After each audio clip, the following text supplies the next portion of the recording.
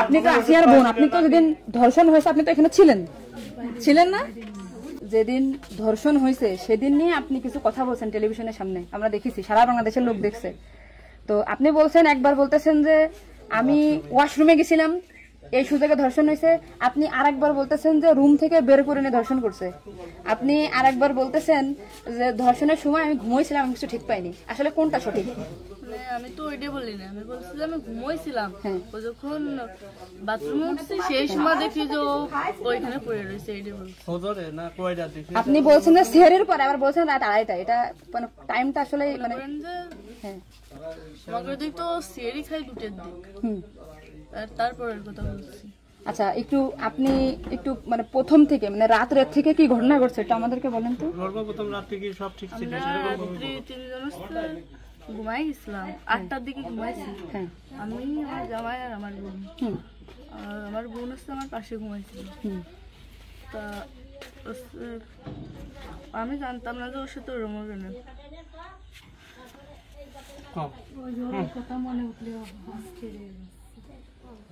আপনি আসিয়ার বোন, আপনি ওইখানে ওই দিন ছিলেন এক ঘরের ভিতর, আপনার কথা মানে আপনি যা বলবেন সেটাই হবে। এই জন্য আপনাকে যদি ওরা ঘুমের ঘরে কিছু খাওয়াই থাকে আপনি বলবেন যে আমাকে ঘুমের ভিতরে কিছু খাওয়াই দিচ্ছে, আমি ঘুমাইছিলাম, আমি কিছুই জানি না, আমি সকালে উঠে দেখছি এটা। কিন্তু আপনি যদি বলেন যে রাত 2:30টার সময় হয়েছে, আমি তাহলে তো হবে না। আপনার কথা শোনার জন্য বাংলাদেশের লক্ষ লক্ষ মানুষ অপেক্ষায় আছে যে আপনি আসলে যেখানে ছিলেন, আপনি যেহেতু বোন, আপনার বাড়ি যাই হয়েছে ধর্ষণটা, সেহেতু আপনি তো মানে জায়গায় ঘরে ছিলেন, আপনি যা বলবেন সেটাই হবে। কিন্তু আপনি যদি এরকম ভুলভাল কথা বলেন তাহলে আলাদা বক্তব্য দিতে, আমাদের এখানে যা দিচ্ছে না টোটালি কিন্তু আলাদা। আপনি তো কি মাগুরা নিউজে আছেন না? আমি আছি মাগুরা নিউজে, আমি দৈনিক ঘরে ডাকে আছি। কাদের সাথে মিল না রাখে আসলে আপনার আপন বোন, বিষয়টা সেইভাবেই আসলে বলতে হবে। আর এখানে যে আপনি আপনার স্বামীরে বাঁচাই দিলেন বা আপনার শ্বশুরে বাঁচাই দিলেন এরকম না, কিন্তু এতটা সহজ হবে না। কিন্তু বরঞ্চ আপনার আপনি যদি তাল্টে পাল্টে কথা বলেন, বিবাদ কিন্তু আপনার নিকটেই, বিবাদ কিন্তু আপনার। আপনি এদের ঘুরে বেড়াচ্ছেন, এটা ঘুরে বেড়াইতে পারবেন না, আপনিও কিন্তু ওদের সাথেই যুক্ত হইতে হবে আপনার। তার মানে উনি একবার বলতেছে কি জানেন, আমি টয়লেটে গেছিলাম তখন ধর্ষণ হয়েছে, একবার বলতেছে আমি আমরা খুব বিভ্রান্তিতে আসছি, বারে বারে আপনাদের কাছে আসতেছি শুধু এই একটা কারণে। কিন্তু মানে আপনাকে দেখে খাওয়াই থাকে, আপনি বলেন যে আমারে খাওয়াইছে, আমি কিছুই জানি না, সকালে উঠে দেখেছি আমি এই অবস্থা। কিন্তু আপনি যদি টাইম উল্টো পাল্টা বলেন তখন তো মনে করেন আমাদের বাংলাদেশের লোকের, আপনি সকালে আপনার ঘুম ভাঙছিল কয়টায়, মানে যখন আপনি দেখছেন আপনার বোন তখন কোথায় ছিল?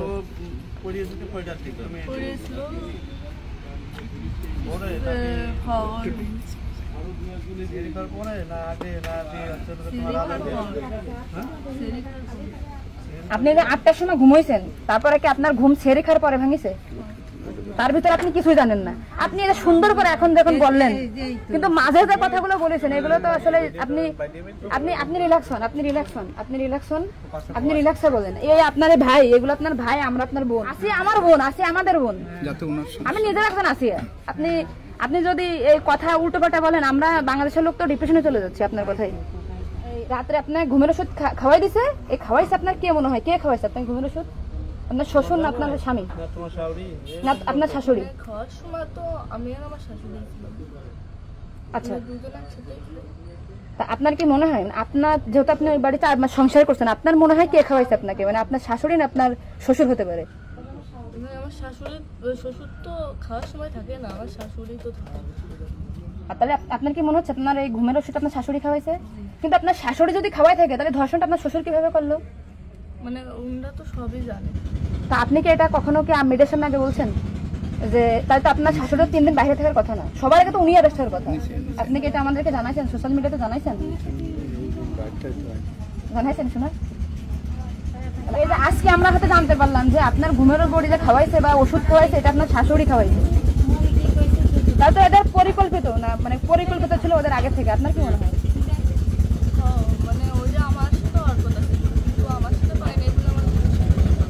আপনার শ্বশুরের বা আপনার শাশুড়ির আপনার সাথে কোনো কিছু রাগারাগি বা কোনো কিছু আছে নাকি, বা কোনো টাকা পয়সা চাইছিল দেননি, এরকম একটা ক্ষোভ বা রাগ এরকম কিছু আছে নাকি যে আপনার সাথে এমন একটা কাজ করছে? আসিয়া আপনাকে কি বলছিল যখন আপনি তখন আসিয়া আপনাকে কি বলে গেছে? আর ভাইয়া আছে দরজা খুলে দিচ্ছে, আমি বলছি আমি তো ঘরের ভিতর ছিলাম, তাহলে আমি কিছু টের পেলাম না কেন? বলছে কি আমার হচ্ছে ঘরের বাইরে গেছে। এরপর থেকে তো আসিয়ার জ্ঞান না মানে ওইটুকু সময় ও অস্থির হয়ে যাচ্ছিল, আর আপু আসছে বাইরে, আপুর বাসা মনে বাইরে, আমার বাসা যশোরে, আমি যশোর থেকে আমি শুধু ওনার একটা ভিডিও দেখে আসছি যে উনি উল্টো পাল্টা কথা বলতেছে, এই সঠিকটা জানার জন্য। সঠিক কথাটা বলেন বলেন। আমরা ঘুমাইছিলাম, 8টার পর পরই আমি ঘুমাই গেছিলাম, আর বউ আমার সাথে ঘুমাই গেছিল। তারপর এর মধ্যে কিছু ঠিক পাইনি, কিন্তু দৈনিকে সেরি খাওয়ার জন্য সবাই ডাক দেয়, কিন্তু সেদিন সেরি খাওয়ার জন্য কেউ ডাক দিছিল না। একদম সেরির পর উঠছি, সকাল হবে সেই সময় উঠে দেখি ও মেঝেতে পড়ে রয়েছে, দরজা খোলা ছিল। তা আমি ওটা বাথরুম থেকে দরজা আটাইয়ে ওটা উঠেছি, উঠে বিছানাটা রাখছি, মানে জ্ঞান হারাইছিল না ঘুমাই পড়ছিল জানি না, কিন্তু নাড়াচাড়া লাগার কারণে উঠে গেছিল। উঠে করছে আপা আমার অনেক কষ্ট হচ্ছে আর জ্বালা পোড়া করতেছে, আমি বলছি ফ্লোর করে পড়ে রয়েছে এর জন্য ওর ওরম হয়েছে। তারপরে ও ঘুমাইছিল না কি জানি না, আমি কাছে চুপ করে ঘুমাই পড়। তারপরে আমি ঘুমাই গেছিলাম, সকালে ভোরে 6টার দিকে ও বসে কাঁদতেছিল আর বেগে বেগে নিঃশ্বাস নিচ্ছিল। তারপরে আমি করছি কি কি হয়েছে তোর, ওরম কাঁদতেছিল রাত্রেও, আবার মনোরম করতেছি, শার্ট পাও করে আদরে যাচ্ছে। ও তারপরে করছে মানে তাহলে আমার সাথে এরকম করছে, আর হচ্ছে ভাইয়া দরজা খুলে দিছিল। তো আমি করছি আমার এই ঘরের ভিতরে এরকম হলো, আমি তো কিছু টের পেলাম না, তো করছে আমার ঘরের বাইরে। আপনাকে একটা ছোট প্রশ্ন করি, কিন্তু আপনি এর আগে তো টেলিভিশন থেকে আপনার ইন্টারভিউ নিয়েছে, আপনি বলছেন যে রাত 8-এর দিক হয়েছে আনুমানিক, তারপরে এই হয়েছে, আপনি মানে এই মাঝের এই কথাগুলো তো আপনি জানেন না। সুন্দর, এখন আপনার কথা ভালো লাগছে, আপনাকে থ্যাংক ইউ।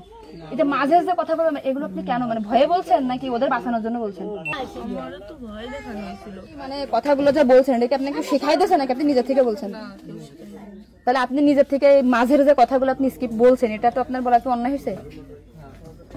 তাহলে আপনি নেক্সট টাইম মানে আমরা খুব মানে আমি আপনার ভিডিও 100 বার দেখেছি, 70টা জানা জানি। আজকে দেখেন আমি যশোর থেকে আইছি, আপনাদের ওই বাড়ি গেছিলাম আমি, ঠিক আছে? ভয়তে সবকিছু উল্টো পাল্টে গেছে, এক কথায় মানুষ সবসময় বারবার জিজ্ঞাসা করে মাথার ভিতরে উল্টো পাল্টা হয়ে গেছে।